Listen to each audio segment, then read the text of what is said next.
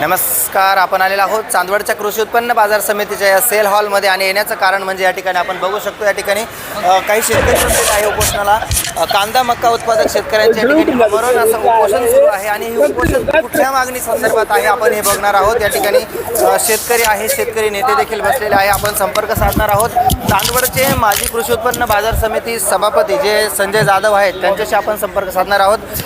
साहेब, आपण काय संदर्भात या ठिकाणी उपोषणाचा जे आश्रय पुकारलेला आहे आणि काय मागण्या आपल्या आहेत? आज या ठिकाणी कांदा आणि मका उत्पादक शेतकरी म्हणून आम्ही सर्व आमरण उपोषणासाठी या ठिकाणी बसलेलो आहे. कांदा उत्पादक शेतकरी आणि मका उत्पादक शेतकरी मोठ्या अडचणीत आला आहे. त्याच्या मुलाचं लग्न करायला पैसे नाही, शिक्षणाला पैसे नाही, प्रपंचाला पैसे नाही, अशी परिस्थिती कांदा आणि मका उत्पादक शेतकऱ्यांनी झाली. कांदा आज कवडीमोल भावानं विकत आहे.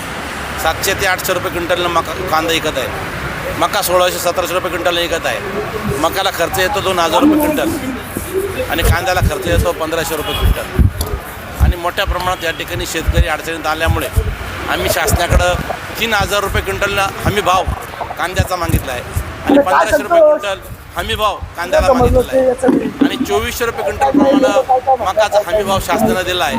ज्या शेतकऱ्यांनी बाजार समितीमध्ये मका विकला आहे, उदाहरणार्थ 1500 रुपये जर मका विकली असेल, 2400 900 रुपये अनुदान शासनानं मका उत्पादक शेतकऱ्यांना द्यावं. अशा विविध प्रकारच्या मागण्या आम्ही या ठिकाणी मांडलेल्या आहेत. त्या मागण्या मान्य होईपर्यंत सर्व कांदा उत्पादक शेतकरी, मका उत्पादक शेतकरी या ठिकाणी आमरण उपोषण सोडणार नाही. किती साधारण हा कार्यकाळ असणार आहे? किती वेळासाठी उपोषण असणार आहे? किती दिवसासाठी असणार आहे? जोपर्यंत शासन आमच्या मागण्या मान्य करत नाही मग जोपर्यंत आमचा जीव गेला तरी चालेल, या ठिकाणी शेतकऱ्यांसाठी मरण आलं तरी चालेल, आम्ही आमरण उपोषण सोडणार नाही. शासन आमच्या मागण्या मान्य करेपर्यंत आम्ही त्या ठिकाणी शासन मान्य करत नाही तोपर्यंत आम्ही या आमरण उपोषण शासन राबवणार आहे. आमचा जीव गेला तरी चालेल परंतु आम्ही हे उपोषण सोडणार नाही असा घट्ट निर्धार या ठिकाणी कृषी उत्पन्न बाजार समितीचे माजी सभापती संजय दगुजी जाधव यांनी केलेला आहे. त्याचनंतर सन्माननीय या ठिकाणी शेतकऱ्यांमध्ये शेतकरी नेते म्हणून डॉक्टर सयाजीरावजी गायकवाड साहेब आहेत. आपण त्यांच्याशी देखील संपर्क साधूया. साहेब, आपल्या कशा मागण्या असणार आहे आणि काय पुढील रणनीती असणार आहे?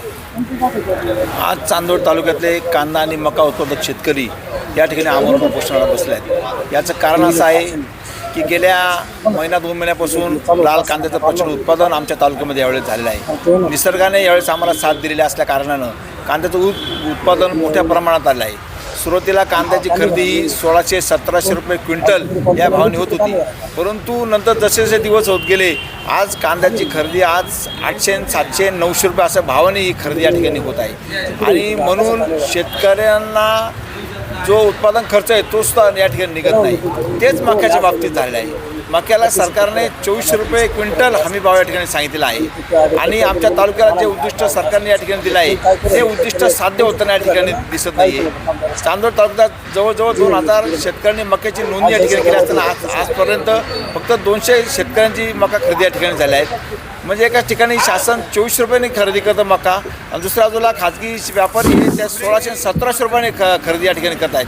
म्हणून हा प्रत्येक क्विंटलमागे 700 ते 800 रुपये क्विंटलच्या मागे हा ठिकाणी शेतकऱ्यांना तोटा होत आहे. आणि म्हणून आज आमच्या सुदैवानं योगायोगाने त्या ठिकाणी महाराष्ट्र राज्य सरकारचं अर्थसंकल्पीय अधिवेशन या ठिकाणी घातलेलं आहे आणि म्हणून राज्य सरकारने आमच्या या आंदोलनाची दखल घेऊन यावर त्वरित तोडगा काढला पाहिजे. सरकार दरवेळेला आयात निर्याती संदर्भात या ठिकाणी धरसोड धोरण करतं आणि निश्चित असं धोरण या ठिकाणी केंद्र सरकार असेल राज्य सरकार या ठिकाणी स्वीकारलं पाहिजे. मध्यंतरांनी राज्य सरकारने याकडे बादशाह पटेल यांच्या नेतृत्वाखाली एक समिती नेमली, कांदा धोरण समिती ठरवण्यासाठी, म्हणून त्या समितीचा अजून काहीही निष्कर्ष या ठिकाणी आलेला नाही आणि त्या बाबतीवर निश्चित असं धोरण त्या ठिकाणी या समितीने दिलं पाहिजे आणि या आमच्या उपोषणाची त्यांनी दखल घेऊन या अधिवेशनामध्ये काही तोडगा काढावा अशी विनंती आम्ही सरकारला या ठिकाणी करत आहोत. अधिवेशनामध्ये तोडगा निघावा असं अभ्यासपूर्ण वक्तव्य या ठिकाणी डॉक्टर सयाजीराव गायकवाड साहेबांनी केलेलं आहे आणि शेतकऱ्यांच्या मागण्या घेऊन शेतकऱ्यांचं जे पीक आहे त्या पिकाचा उत्पादन खर्च देखील निघत नसल्या कारणाने या सर्व शेतकरी नेत्यांचं या ठिकाणी उपोषण सुरू आहे. आपल्यासोबत अजूनही काही या ठिकाणी प्रतिनिधी आहेत, त्यांच्याशी आपण संपर्क साधणार आहोत. आपण काय सांगाल? डॉक्टर जाधव साहेब या ठिकाणी उपस्थित आहेत, ते देखील या ठिकाणी शेतकऱ्यांच्या आंदोलनामध्ये सामील झालेले आहेत आणि त्यांच्या प्रतिक्रिया आपण घेणार आहोत. साहेब, काय सांगाल? कांदा आणि मकाचं जे आंदोलन चालू आहे त्याच्यात एकदम क्षुल्लक असा भाव शेतकऱ्यांना भेटत आहे. आज आम्ही मार्केटमध्ये एक व्हिजिट दिली, त्या संदर्भात आम्ही बघितलं तर लोकांचे कांद्याचे भाव 600 ते 800 रुपये आत्ता भेटत आहे. कांद्याला साधारणपणे 1500 ते 2000 रुपये खर्च येतो आणि त्यांना जर 600-700 रुपये म्हणजे मिळत असतील तर त्यांची एवढी मोठी तूट, एवढा मोठा खर्च हा वाया जाणार आहे आणि तो देशोधडीला लागणार आहे. त्यामुळे कांद्याला कमीत कमी 1500 रुपये विकलेल्या कांद्याला अनुदान भेटलं पाहिजे, नाहीतर 3000 रुपये हमीभाव भेटला पाहिजे. आणि मक्याच्या बाबतीत सांगायचं तर मकासुद्धा 1200-1500 रुपये भाव जाते, ती सरकारच्या अनुदानानुसार 2400 रुपये जायला पाहिजे. त्याच्यातली जी तूट आहे 700-800 रुपये ती एकतर सरकारी जेवढी विकलेली आहे मार्केटमध्ये विकली त्यांना भेटली पाहिजे, नाहीतर सगळ्या शेतकऱ्यांची मका सरकारने खरेदी केली पाहिजे. त्याच्यासाठी सेंटर वाढवले पाहिजे, हीच सरकारला कळकळीची विनंती करतो. प्रत्येकाची मागणी तीच आहे, शेतकऱ्यांच्या हितासाठी कुठलाही निर्णय होत नाही आणि ज्या अधिवेशनामध्ये हा विषय निघाला पाहिजे त्या अधिवेशनाच्या लक्षवेधी करण्यासाठी त्या ठिकाणी थोडक्यात हे आंदोलन सुरू आहे असं दिसत आहे. आपण या ठिकाणी